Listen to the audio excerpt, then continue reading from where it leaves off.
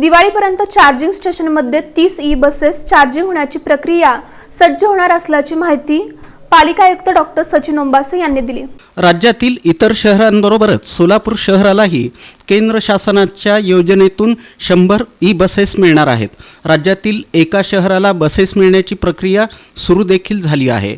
सोलापूर महापालिकेनं टप्प्याटप्प्यानं बसेस देण्यासंदर्भातील पत्र पाठवलं आहे। यामध्ये पहिल्या टप्प्यात सोलापूर महापालिकेला 30 बसेस मिळणार आहेत। त्यानंतर पुन्हा पुढील 3 ते 4 टप्प्यात संपूर्ण बसेस मिळणार आहेत।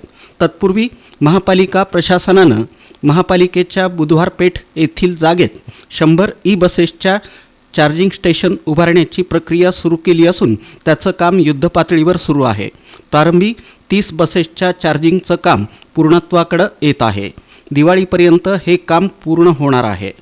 त्यामुळं एकाच वेळी 30 बसेसचं चार्जिंग होणार आहे।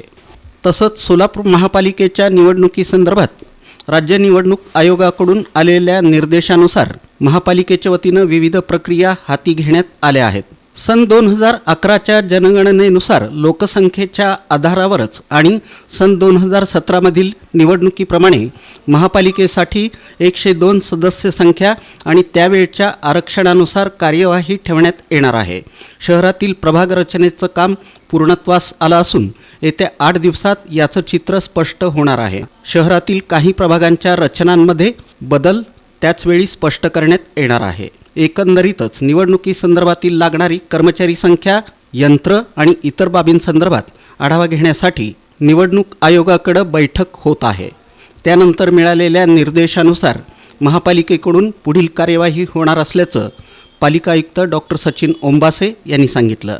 विजापूर रोडवरील विविध नियम डावलून आणि विविध बाबींचा घोळ निर्माण करून उभारण्यात आलेल्या पनाश टॉवर प्रकरणावरील याचिका सर्वोच्च न्यायालयात सुनावणीसाठी आहे। नुकतंच या प्रकरणात उपायुक्त आशिष लोकरे आणि नगररचना उपसंचालक मनीष भिष्णुरकर यांनी दिल्ली उच्च न्यायालयात जाऊन बाजू मांडली आहे आणि महापालिकेवर झालेला अन्याय कथन केला आहे।